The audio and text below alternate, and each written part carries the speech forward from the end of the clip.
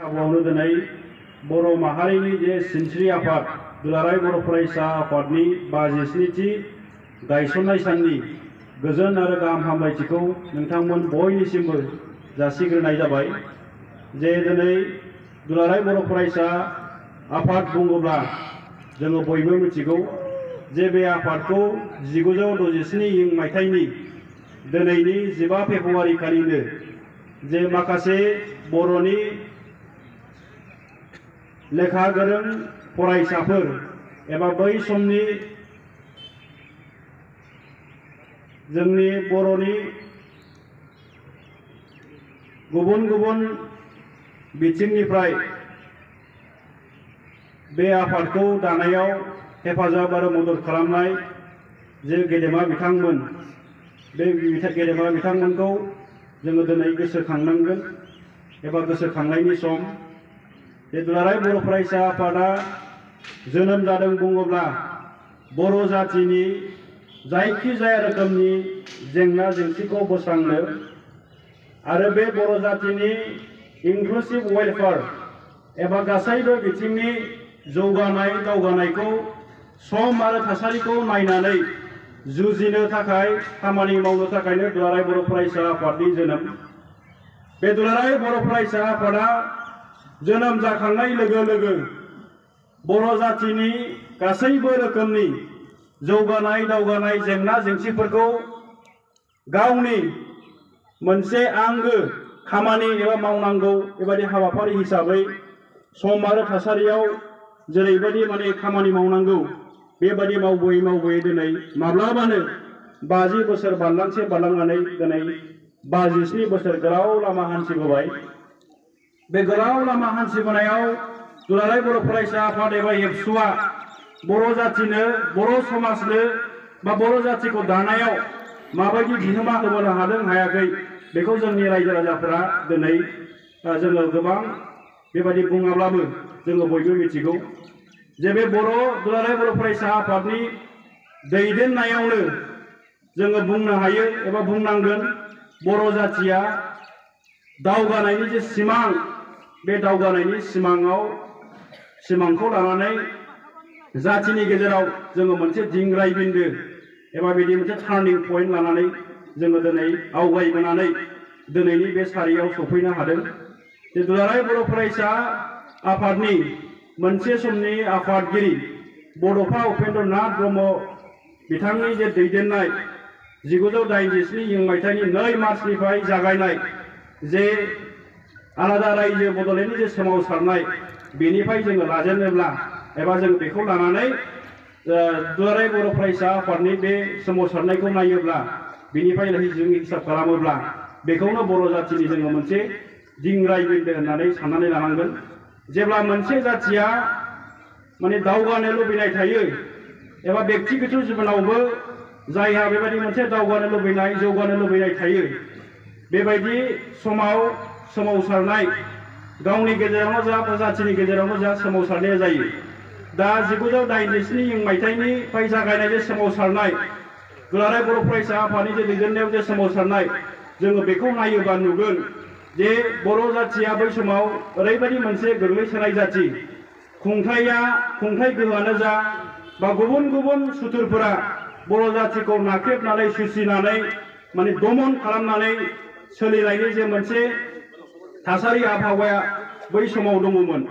आरोबाव बेबायदि मोनसे बिथिंनिफ्राय बारग'नो थाखायनो आरो जों जाति हिसाबै बुहुमाव थांनानै थानो जे लुबैनाय, बे लुबैनायनि थाखायनो जे सोमावसारनाय बियो जाबोदों बा सोमावसारनाया बिदि कन्टिनिउवासलि फैदों।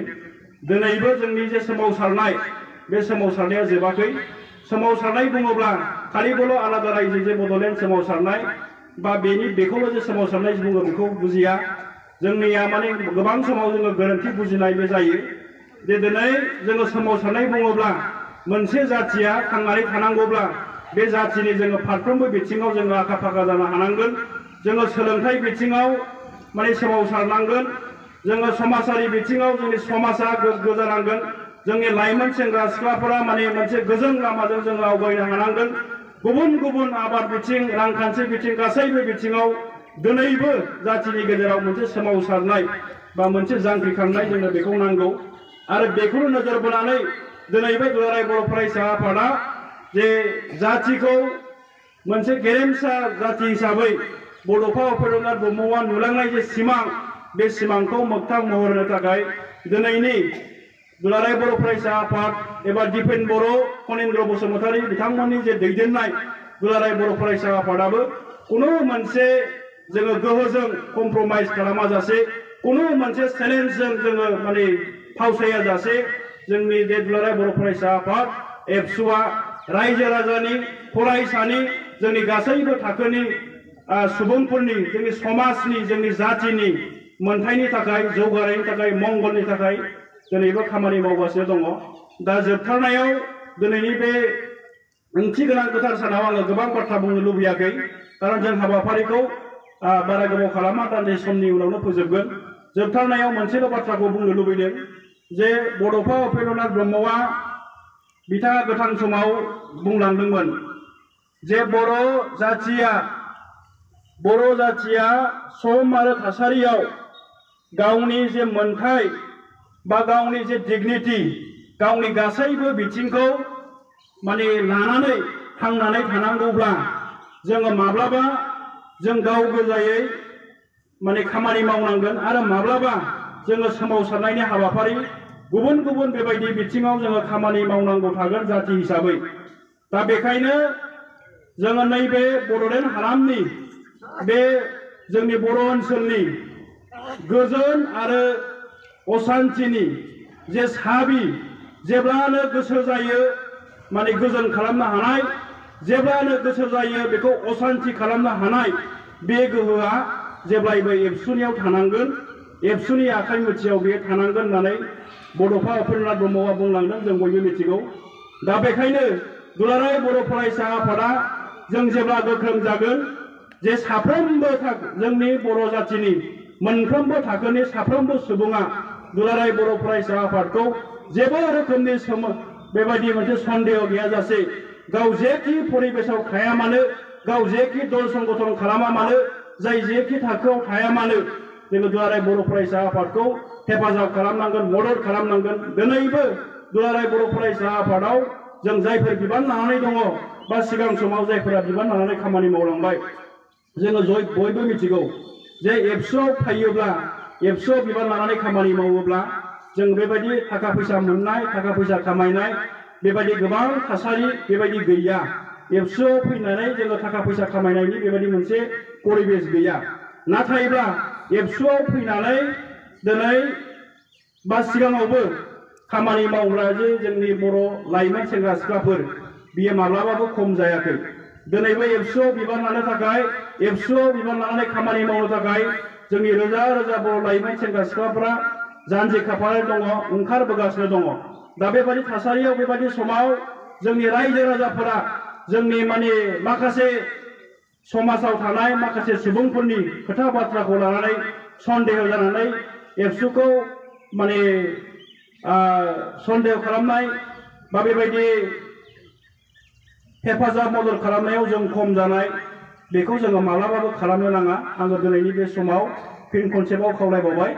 दा बेखायनो जोंनि बाव नुजाफैनो हानाय गासैबो दैदेनगिरिफोर आरो रायजो राजाफोरखौ उननि समाव जों रामफलबिल दख'रा दुलाराय बर' फरायसा आफाद हिसाबै दिनै बे ओनसोलखौ लानानै बे हालामखौ लानानै जों दिनै दख'रा एबसु जोंनि गुबुन गुबुन बर' समाज बर' थुनलाइ आफाद गुबुन गुबुन जे आफादफोर दङ जोङो लोगो लांनानै बे रामफलबिल हालामनि जोंनि समाज बेबस्थाखौ गुस्लायहोनो थाखाय जोङो मोनसे सिमां नुदों आरो बे सिमांखौ मोगथां महर होनो थाखायनो जों दिनै जोंनि जे खामानि बायदियै हाबाफारि बायदियै माखासे बिथांखि फोसावनानै खामानिखौ मावजेननो लाबाय आरो बे खामानिखौ जोङो जेब्लासिम मोगथां महर मोना बा जेब्लासिम जों जाफुंसार खालामा बै समसिम जोङो लांनो थाखाय दिनै जोंनि जे संगठन बा आफादारि बिथिङाव जोङो मेलेमारि जों गोसोआरि गासैबो बिथिङाव जोङो थियारि।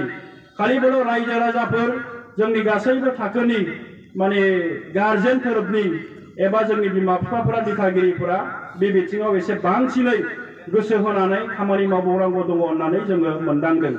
जे दिनै बर' लाइमोनफोरा जोंनि बर' सेंग्रा सिख्लाफ्रा जे मोनसे परिबेसाव दङ, बिथांमोना मोनसे लामा आन्दायनाय बायदि जे लामाजों थाबायनांगौ, जे लामाजों थाङोब्ला गावहाबो माने जिउआव जाफुंसार जागोन, गावनि जिउआव मोजां जागोन, समाजाव जाथियाव न'खराव मोजां जागोन, बैबायदि लामाखौ संनायाव जोंनि लाइमोन सेंग्रा सिख्लाफ्रा बबेबा नङा बबेबा बिथिङाव आन्दायनानै दङ। दा बे लाइमोन सेंग्रा सिख्लाफोरनो जोङो लामा दिन्थिनांगौ, बिसोरनो जोङो मोनसे गोग्गो बेबायदि साननाय हनाय होनांगौआ जोंनि दिनैनि जे समाजनि मेगन गुनुफोर बा समाजनि माने दिथागिरिफोर, समाजनि जोंनि गार्जेनफोरानो जोङो दायथ' लानांगोन, बिबान लानांगोन आरो बेबायदिनो दैदेनलांनांगोन। बेखायनो उननि समाव जोंनि गासैबो रायजो राजाफोरनिफ्राय दुलाराय बर' फरायसा आफाद एबसुआ जोङो जेखि रोखोमनि हाबाफारि रनसायनानै खामानि मावा मानो बेवहाय गासैबो रोखोमनि हेफाजाब आरो मददखौ हास्थायनानै आङो बे बिबुंथिखौ फोजोबनो थाखाय आवगायबाय। जोंनि हाबाफारि बादियै बे जायगानिफ्राय जोङो दान्दिसे समनि उनाव साइकेल रेलि मोनसे बरननांगोन। बेनिफ्राय जागायनानै आफलागाव, खोला आफलागाव फोथाराव जोङो साइकेल रेलिखौ फोजोबहैगोन। बे साइकेल रेलिखौ जोङो बयबो जायफोर बाहाय बाहागो लानो फैदों मोनसे आब्रुथिनि गेजेरजों मोनसे लाइनाव जोङो सालायलांगोन आरो बेवहायनो खुब 10:30 बा 11टानि गेजेराव जोङो हाबाफारिखौ फोजोबनायनि खोथा। 10:30 11टायावनो जोङो बयबो थांफिनलायनो हागोन।